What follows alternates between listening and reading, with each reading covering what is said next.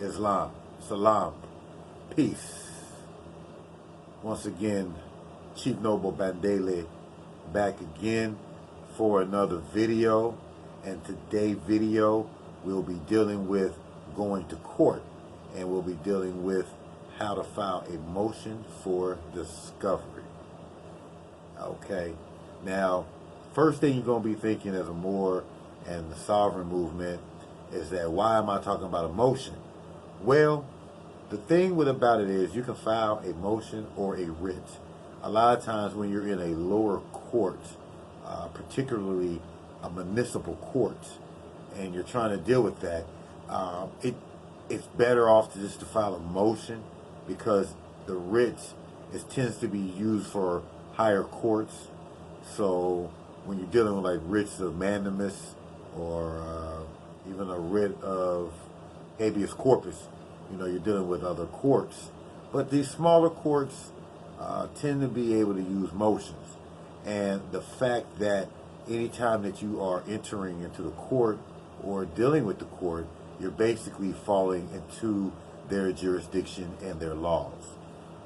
A lot of times the movement gets caught up in not filing any kind of affidavit, not filing any kind of motion, but only files affidavits. Well, you need to file a writ or motion along with the affidavit, because the affidavit by itself carries only a small portion of the weight in court. What you have to do is file something like a motion to move the court, or a writ to demand the court deal with the matter, instead of just having an affidavit, which is basically just a sworn statement. So understand that when you're dealing with the court. Be prepared. Be prepared for being on time, but also be prepared to file these motions, because 9 times out of 10, they're not looking to go to trial. They're looking to get a plea bargain with you, and because of that, they don't prepare for the case like they should.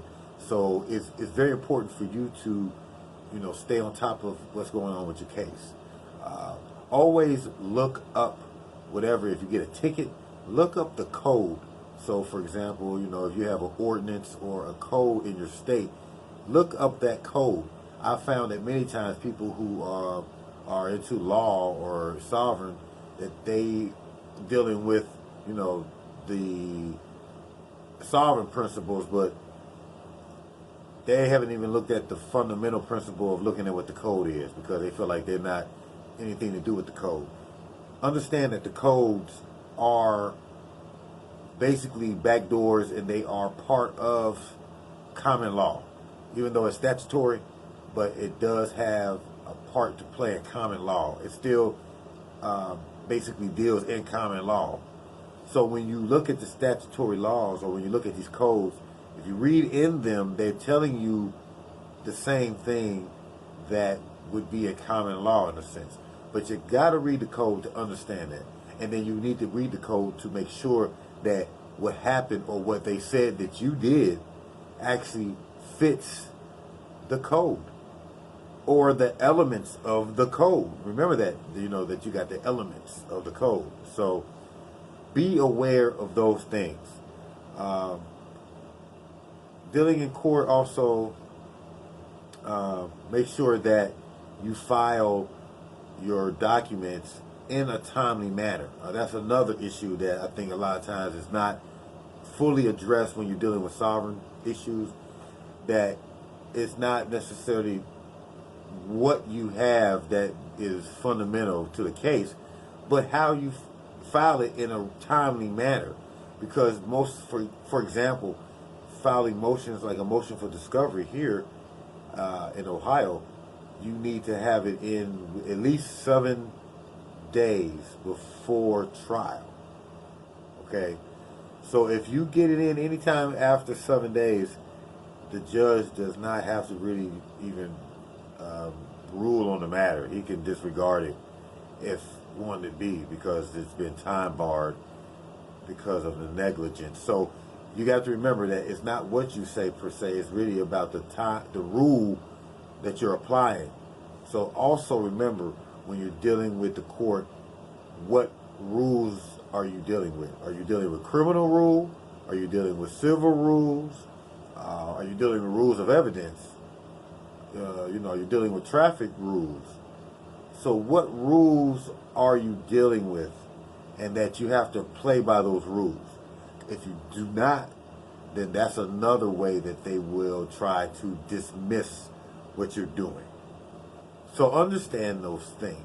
So what we're going to do is we're going to look at the motion for discovery, and we're going to look at how to put one together. And this is a basic one. It's not like for a felony or anything. It's basically for misdemeanors, maybe minor misdemeanors. So, when you're looking at a felony, just remember that it's going to have more detail in what you want. Now, before we go on, looking at what a discovery is. Basically, a writ or a motion for discovery is when you're asking the prosecutor or whatever, the lawyer, for the information that's going to be used, the evidence that's going to be used against you in trial or in the court. So it's important to get that information, because you can see exactly what's being said about the case. And then from there you can basically find fault or the flaws, or find where things may be more advantageous for you dealing with the witness or the police, whether it's the police officer or if it's somebody else that's been subpoenaed in. So this is why the motion or the writ for discovery is really important dealing with any case, because you want to ask for really everything that you can ask for in a case, depending on what it is. If it's dealing with drugs and you want to know what was the device they used to measure your stuff, and are the people qualified that did it. So it can get heavy. Now understand, this is just my opinion as well. I'm not a lawyer, and I ask that you seek a lawyer if you're looking for legal advice. This is not legal advice. This is my opinion based on research that I collaborated and done myself along the years, and these are my motions that I created to deal with it from a pro se or from a pro per perspective.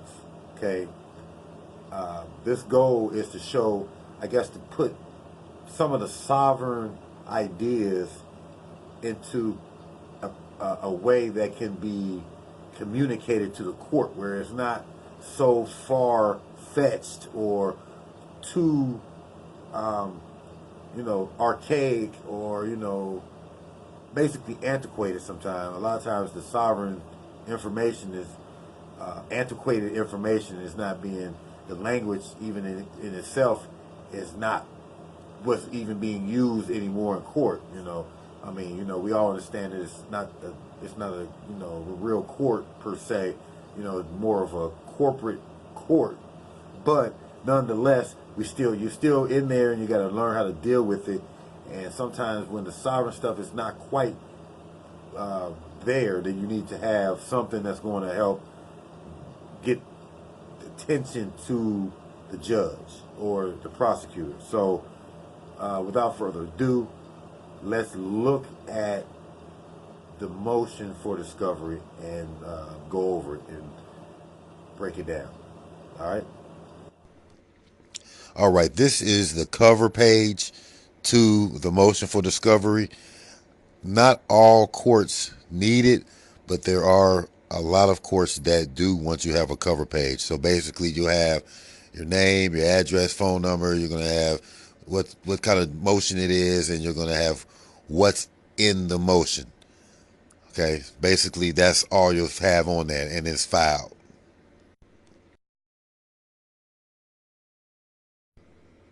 Now, this one right here is basically, this is the first page of the motion for discovery. So you want to put on the first page, the state versus you, and then the case number. You'll have the judge, and then you'll have what motions? The motion for discovery.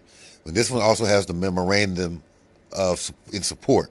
Okay, so basically you're going to have in the beginning you're basically asking the court to move the court to accept your discovery for this particular.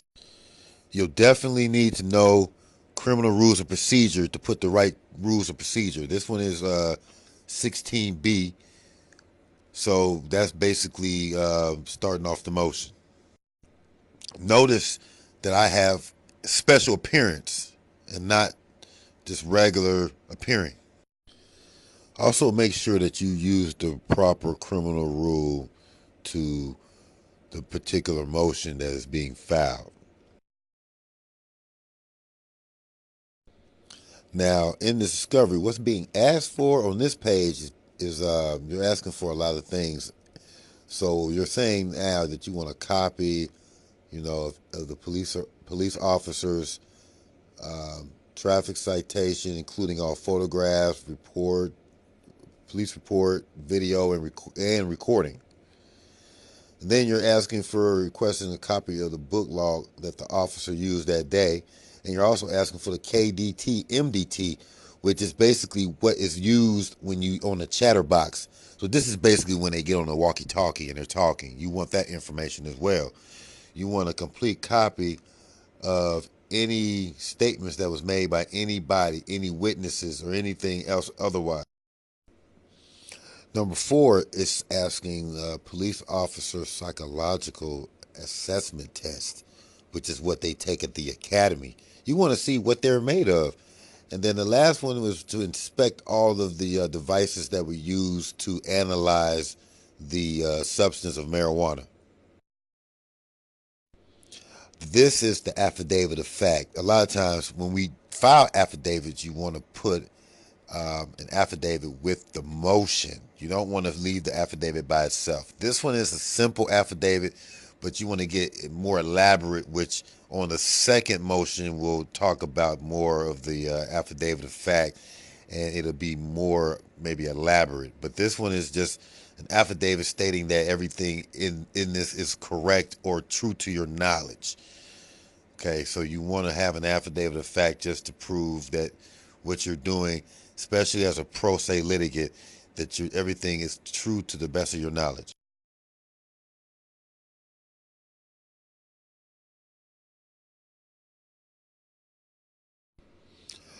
Memorandum in support of motion for discovery.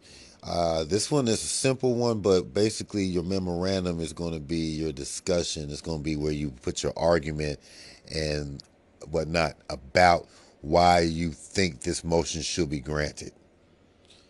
And basically, this is saying that the purpose for this is the defendant in Middletown Court will present evidence, hopefully, that will be consistent with the probable cause that's been filed. So they've got to prove that these things are relevant.